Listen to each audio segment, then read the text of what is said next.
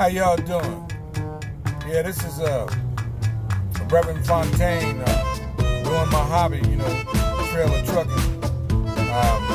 Going down to Laredo and be back Monday or Tuesday. What you want to do is you want to look in the scripture in Genesis 15, 1 through 12 and 11 through 17, when God speaks about a vision. And then if you look in Luke, it tells you that Jesus tells you that not only did he have a vision, but he was here to heal and showed folks. People still didn't embrace it. Even today, you have some people that still won't embrace Jesus. But God says that in the Old Testament, I think it's Genesis 9:5 or something like that. It says that he talks about his son. Jesus is all over the Bible. Ezekiel, Moses talked about him in the burning bush. There's a track record. And this was before Jesus was born. So what we have to do is we have to understand we have to have a vision in life, man. A lot of times these young folks, they have no vision, man. They grow up, they live for the day, and they don't think about tomorrow. They don't think about tomorrow at all. And without a vision, you're going to get yourself blinded. It's sort of like playing football.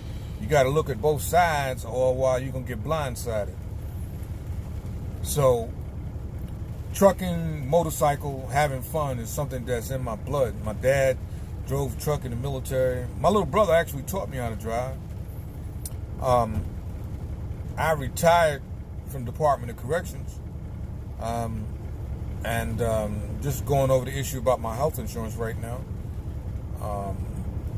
I wanted to be a chaplain, and for some reason they weren't interested in hiring me.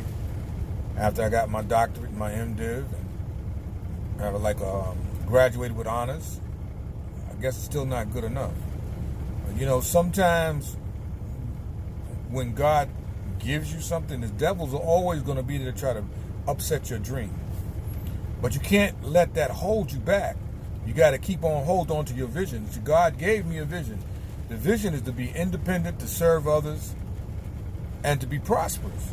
Well, you can do that. You don't have to be a chaplain. You don't have to work in corrections. You could be doing anything and do that. And I'll tell you one thing about the commercial trucking industry. If the brothers out there have a felony or something like that, they hire you. This industry doesn't discriminate. I've always had my CDL and I kept it. Even when my wife told me, you're paying all of this money for your CDL and you're never going to use it again. Well, when God gives you something, you hold on to it. You know what happened in the story in the Old Testament when Jacob and Esau, Esau sold his blessings, man, for some pinto beans. So it says in the scripture, some lentils. And Jacob knew the value of his inheritance, so he kind of connived his brother out of his inheritance. He was slick. He was a scoundrel. But he saw the value in the vision God had. You understand? Abraham's children would be blessed. So he saw it.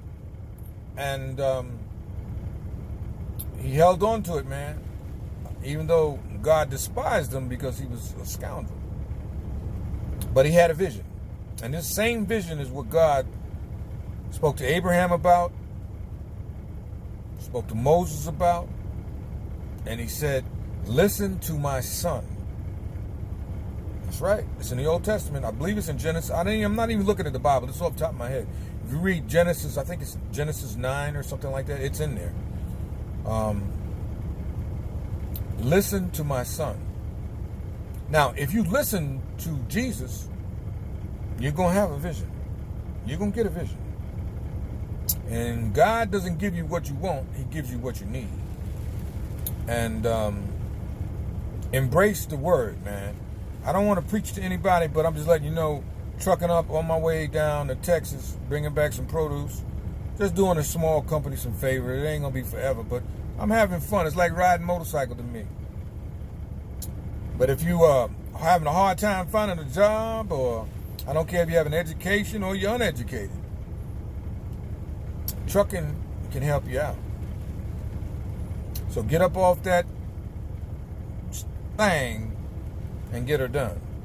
Anyway, I probably won't be doing it long, but I'm retiring, and this is a kind of exciting thing like boating and trucking and hunting and fishing. I have fun at it. I still preach. If you have churches that need an available pastor in the pulpit, they're taking a day off, give me a call, inbox me. I'll help out. I don't necessarily want to tie myself to one church or one denomination, simply because I'm living more of a free-spirited life.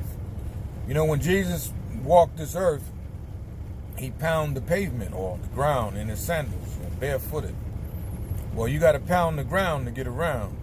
And I meet tons of people and we talk. We have religious conversations and things of that nature. And I inspire folks, or God inspires folks through me. So it's a blessing. It's a blessing. Anyway, I'm not going to hold y'all. Trailer Trucking Fontaine, Dr. Fontaine. Anyway, be blessed, not stressed.